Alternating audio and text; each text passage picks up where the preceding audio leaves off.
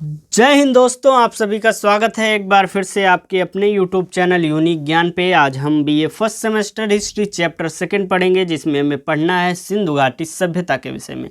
इसके पहले हमने आपको चैप्टर फर्स्ट साथ ही साथ सिलेबस डिस्कस कर दिया है। अगर आपने नहीं देखा हो तो चैनल पर विजिट कीजिए, आपको प्लेलिस्ट मिल जाएगी BA first semester history classes के नाम से, जहाँ पर आप सभी क्लासेज आप वहाँ पर प्राप्त कर सकते हैं।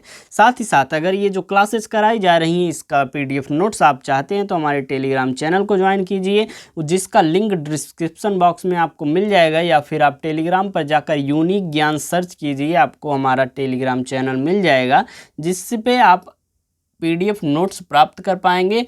जिससे क्या होगा, आपकी हेल्प होगी रिवीजन करने में। यहाँ पर वीडियो देखने के बाद वहाँ आप रिवीजन कर सकेंगे, या फिर अपना हैंड रिटन नोट्स बनाना चाहेंगे तो हमारे PDF के माध्यम से आप अच्छे से बना सकेंगे और अच्छे से अपने पेपर की तैयारी कर सकेंगे। तो चलिए देखते हैं सिंधु घाटी सभ्यता के विषय में। अगर आप चैनल पर नए हैं तो चैनल को सब्सक्राइब कर दीजिए, साथ ही साथ अपने दोस्तों के पास शेयर कीजिए, जिससे वह भी वीडियो को देखें और अब सिंधु घाटी सभ्यता के विषय में जान सकें, अपने सिलेबस को कवर कर पाएँ।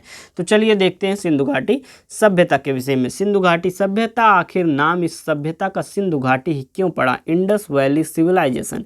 यह सभ्यता जो है सिंधु नदी के तट पर मिली थी, इसलिए इसे सिंधु घाटी सभ्यता के कहते हैं। जो सिंधु घाटी सभ्यता है इसलिए कहा जाता है क्योंकि यह जो सभ्यता है वह सिंधु नदी के तट पर मिली हुई थी। इसकी सबसे पहले जानकारी हड़प्पा की खुदाई से हुई थी, इसीलिए इसे हड़प्पा सभ्यता भी कहा जाता है। सिंधु घाटी सभ्यता जो है वह 2500 ईसा पूर्व से 1750 ईसा पूर्व तक माना जाता है। कब से कब तक? 2500 ईसा पूर्व से 1750 ईसा पूर्व तक माना जाता है क्या? सिंधु घाटी सभ्यता को। सिंधु घाटी सभ्यता विश्व की सबसे पहली शहरी सभ्यता है। सबसे अगर हम प्राचीन सभ्यताओं में बात करें तो शहरी सभ्यता कौन सी है पहली? वह है सिंधु घाटी सभ्यता। चार्ल्स मैसन ने सर्वप्रथम 1826 ईस्वी में इसकी जानकारी दी थी।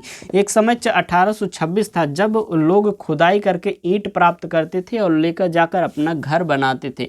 तो चार्ल्स मैसन ने सोचा कुछ न कुछ तो ऐसा यहाँ पर है जिससे यहाँ पर ईंटें प्राप्त हो रही हैं खुदाई करने पर। तो सबसे पहले जानकारी इसकी किसने दी थी? चार्ल्स मैसन ने। लेकिन उस समय इस पर कोई ध्यान नहीं दिया और इसकी खुदाई नहीं की गई और इसकी जांच नहीं की गई। लेकिन 1921 में तत्कालीन भारतीय पुरातत्व सर्वेक्षण विभाग के महानिदेशक जो थे सर जॉन मार्शल, उनके समय में राय बहादुर दयाराम साहनी ने हड़प्पा की खोज की थी। जब 1921 में इसकी खोज की गई, एक प्रकार से पुरातत्व सर्वेक्षण विभाग जो बना था उसके महानिदेशक कौन थे? Sir John Marshall. Sir John Marshall के नेतृत्व में एक प्रकार से राय बहादुर दयाराम साहनी ने हड़प्पा की खोज की हुई थी। आगे हम देखेंगे सिंधु सभ्यता का विस्तार कहाँ से कहाँ तक है। अभी तक जो भी सिंधु सभ्यता के एक प्रकार से मिले हुए हैं, जो भी चीज़ें मिली हुई हैं उस सभ्यता की, वह कितने दूर में फैली हुई है। अगर हम बात करें तो ये हमारी दिशाएं हो जाती हैं पूरब, पश्चिम, उत्तर, दक्षिण। तो पूरब में सबसे कौन सा है? आलमगीरपुर, जो कि उत्तर प्रदेश में है। सबसे पूर्वी सीमा कौन सी है सिंधु सभ्यता की? वह है आलमगीरपुर, जो कि उत्तर प्रदेश में है। पश्चिमी की बात करें तो सुतकांगडोर है, जो कि बलूचिस्तान पाकिस्तान में है। उत्तरी सीमा है मांडा, जो कि जम्मू कश्मीर में है। और दक्षिणी सीमा जो है दैमाबाद, जो कि महाराष्ट्र में है। तो ये हमारे सिंधु सभ्यता का विस्तार हो जाता है। पूर्व में आलमगीरपुर, पश्चिम में सुतकांगडोर, उत्तर में मांडा और दक्षिण में दैमाबाद। सिंधु सभ्यता का आकार त्रिभुजाकार है। अगर हम इन चारों को मिलाएं तो इनका आकार जो है एक प्रकार से त्रिभुजाकार बन जाता है। तो अगर कोई पूछे सिंधु सभ्यता का आकार कैसा है तो वह है त्रिभुजाकार। सामाजिक जीवन की बात करें तो सिंधु सभ्यता के समाज मातृसत्तात्मक था। यह आपके लिए बहुत इंपॉर्टेंट हो जाता है। जो सिंधु सभ्यता है वह कैसी समाज था, कैसा सत्तात्मक था? वह था मातृसत्तात्मक। अगर हम जानने का प्रयास करें तो इसमें मातृ देवी की पूजा भी की जाती थी। किस देवी की जाती थी यह नहीं अभी तक मालूम पड़ा है, लेकिन इस समय मातृ देवी की पूजा की जाती थी और यह समाज जो था वह मातृसत्तात्मक था। सिंधु सभ्यता का समाज जो है वह 4 वर्गों में बांटा गया था। कौन कौन से वर्ग थे? पहला था विद्वान वर्ग, दूसरा योद्धा वर्ग, तीसरा था व्यापार एवं शिल्पी वर्ग और चौथा था श्रमिक वर्ग। इन्होंने 4 वर्गों में अपने समाज को बांटा हुआ था। आगे हम देखेंगे इनकी यह भोजन कैसा करते थे। सिंधु सभ्यता के लोग शाकाहारी एवं मांसाहारी प्रकार के दोनों भोजन करते थे। समाधान प्रणाली की बात करें तो यह मृतकों को 3 प्रकार से अंतिम संस्कार देते थे। कौन कौन सा? पहला था पूर्ण समाधान, अर्थात मृतकों को कब्र में दफनाने की परंपरा जो थी वह पूर्ण समाधान की प्रक्रिया कहलाती थी, पूर्ण समाधान का प्रणाली कहलाती थी। दूसरा है आंशिक समाधान, मृतक के शरीर को जंगल में रख देना, जब पशु पक्षी उसके मांस को खा लेते थे तो हड्डियों को दफना देना, यह आंशिक समाधान कहलाता था। कुछ लोगों का मानना था कि पशु पक्षियों को खाने के लिए वहाँ पर जो भी मृतक रहे उसकी शरीर को रख देना चाहिए, उसके पश्चात जब वह खा ले तो उनकी हड्डियों को जो है वह दफना देना चाहिए। यह हो गया आपका आंशिक समाधान। और तीसरा है दाह संस्कार, मृतकों को जलाने की परंपरा थी। कुल मिलाकर 3 एक पर समाधान थे मृतकों के सिंधु सभ्यता में। तीनों आपने अच्छे से जान लिए। आगे हम देखेंगे इनके नगर नियोजन के विषय में।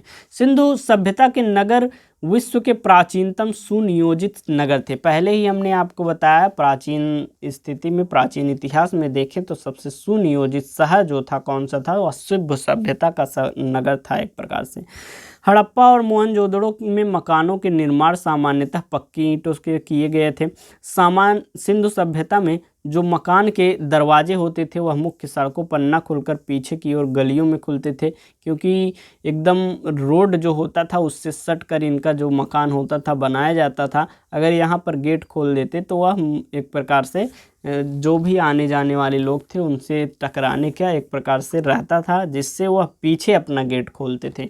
चौथा है सिंधु सभ्यता में सर्वाधिक चौड़ी सड़क मोहनजोदड़ो में प्राप्त हुई और जिसकी चौड़ाई लगभग 10 मीटर है। सिंधु सभ्यता के जितने भी नगर थे उसमें जो रोडें थी वह चौड़ी चौड़ी थी, लेकिन मोहनजोदड़ो में सबसे चौड़ी 10 मीटर की सड़क पाई गई है। सामान्यतः मकानों में 4-5 कमरे बनाए जाते हैं। मकान में आंगन, रसोई घर, स्नानागार, कुएं तथा कुछ बड़े घरों में शौचालय भी मिले हैं। अगर हम बात करें अभी के नगरों के बारे में, अभी के शहरों के बारे में, उसमें क्या क्या होता है? रूम्स होते हैं, आंगन होता है, रसोई घर, किचन, बाथरूम और नल होता है। उस समय कुआं रहता था, तो सभी चीज़ें देखिए, शौचालय भी उस समय पर उपलब्ध थे। तो पूरी एक प्रकार से नगरीकरण उस समय उपलब्ध था। आगे हम देखें ढकी हुई नालियां भी मिली हुई थी जिससे सुरक्षित रहें लोग। सिंधु सभ्यता के प्रमुख स्थलों की अब बात करें तो सबसे पहला 1921 में हड़प्पा की खुदाई प्राप्त हुई थी। हड़प्पा खुदाई में प्राप्त हुआ था। इसकी खुदाई किसने की थी? दयाराम साहनी ने 1921 में की थी। यह रावी नदी के तट पर वर्तमान में पाकिस्तान में स्थित है और यहाँ से क्या क्या वस्तुएं मिली हैं? श्रमिकवास, अन्नागार, लकड़ी का ताबूत, RH-37 कब्रिस्तान। अगर हम इसे ट्रिक से याद करें तो कोई भी श्रमिक जो है वह श्रमिकवास में रहता है, अन्नागार से अन्न खाता है और मृत्यु के पश्चात लकड़ी के ताबूत में बंद होकर RH-37 कब्रिस्तान में जो है वह दफन हो जाता है। इस प्रकार हम याद कर सकते हैं कि हड़प्पा में हमें कौन कौन सी चीज़ें मिली? श्रमिकवास, अन्नागार, लकड़ी का ताबूत और RH-37 कब्रिस्तान। दूसरा हमारा स्थान है मोहनजोदड़ो, जो कि 1922 में खुदाई में मिला था। मोहनजोदड़ो जो है सभ्यता का उत्खनन जो है 1922 में राखल दास बनर्जी ने किया। वर्तमान में यह सिंधु नदी के तट पर पाकिस्तान के सिंध प्रांत में लरकाना जिलों में है। मोहनजोदड़ो का अर्थ है मृतकों का टीला। और यहाँ पर कौन कौन सी चीज़ें पाई गई हैं मोहनजोदड़ो में? पुरोहित आवास पाया गया है, अन्नागार पाया गया है, विशाल स्नानागृह, घर में कुआं, आदि शिव कांसे की बनी नर्तकी की मूर्ति और सबसे चौड़ी सड़क जो है वह पाई गई है मोहनजोदड़ो में। आगे हम देखें, अगला हमारा स्थान है चनहुदड़ो। इसकी खुदाई गोपाल मजूमदार ने की थी और वर्तमान में यह सिंधु नदी के तट पर पाकिस्तान में स्थित है। यह एकमात्र ऐसा शहर है जो दुर्ग रहित है और यह औद्योगिक शहर है। चनहुदड़ो कैसा शहर है? औद्योगिक शहर है। यहाँ पर वस्तुएं मिली हैं लिपस्टिक, शीशा, मनके और गुड़िया, कुत्ते और बिल्ली के पैरों के निशान हमें प्राप्त हुए हैं। यह हो गई चनहुदड़ो की बात। अगला हमारा है रोपड़। इसकी खुदाई यज्ञदत्त शर्मा ने की और यह पंजाब में सतलज नदी के किनारे पर स्थित है वर्तमान में। यहाँ पर कुत्ते के साथ जो भी मृतक होता था उसको कुत्ते के साथ दफनाए जाने का प्रमाण मिला है। नवपाषाण काल में भी ऐसे शव जो है बुर्ज होम में मिले हुए हैं। कालीबंगा की बात करें तो इसकी खुदाई BK थापड़ और BB लाल ने की। वर्तमान में यह राजस्थान में घग्गर नदी के किनारे स्थित है। कालीबंगा का अर्थ क्या होता है? काली मिट्टी की चूड़ी। आगे हम देखें, यहाँ से निम्नलिखित वस्तुएं प्राप्त हैं। कालीबंगा में हल से जुते हुए खेत के निशान हैं, अलंकृत ईंटों के निशान हैं, हवन कुंडों के निशान हैं और चूड़ियों के निशान हैं। अगला हमारा स्थान है धौलावीरा। इसकी खुदाई किसने की थी? रविंद्र कुमार बिष्ट ने की थी, रविंद्र सिंह बिष्ट ने की थी। यहाँ पर वस्तुएं मिली हैं, स्टेडियम सबसे प्रमुख वस्तु मिली है। सुरकोटदा की बात करें, इसका उत्खनन जगपति जोशी ने करवाया। वर्तमान में ये गुजरात में स्थित है और यहाँ पर घोड़े की हड्डियाँ प्राप्त हुई हैं। लोथल सभ्यता का उत्खनन SR राव भोगो ने किया और भोगवा नदी के किनारे यह अहमदाबाद गुजरात में करवाया था। यहाँ पर सिंधु सभ्यता का बंदरगाह मिला है और यहाँ घर के दरवाजे जो है सड़कों की ओर मिले हुए थे। कुछ अन्य बातें कर लें, जैसे कि हमने अभी आपको सिंधु सभ्यता के विषय में सभी जानकारियाँ दे दी, तो हम कुछ तथ्यों के माध्यम से सिंधु सभ्यता के विषय में जान लेते हैं।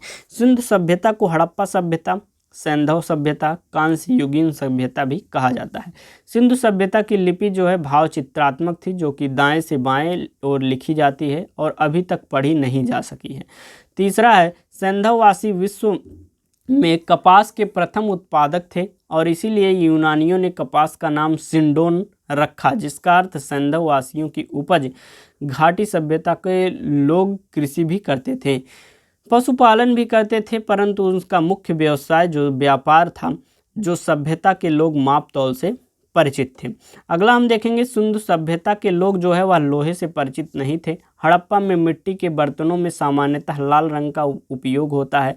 हड़प्पा सभ्यता के मोहरों में बहुत से जानवरों के चित्र मिले थे और उन पर शेर के चित्र नहीं मिले थे। हड़प्पा सभ्यता की मोहरों में सेलखड़ी का इस्तेमाल मुख्य रूप से किया गया था। ये तो बात हो गई सिंधु सभ्यता की। अब हम बात करें सिंधु सभ्यता के पतन के कारण। अलग अलग विद्वान जो है अलग अलग देते हैं कि किस कारण से सिंधु सभ्यता का एक प्रकार से पतन हुआ। गार्डन चाइल्ड एवं व्हीलर जो हैं वह महोदय कहते हैं कि बाह्य एवं आर्यों के आक्रमण के कारण जो है सिंधु सभ्यता का पतन हो जाता है। कौन कहता है ऐसा? गार्डन चाइल्ड एवं व्हीलर कहते हैं। जॉन मार्शल कहते हैं कि बाढ़ की वजह से, किसकी वजह से? बाढ़ की वजह से जो है यह हमारा जो सिंधु सभ्यता है उसका पतन हो जाता है।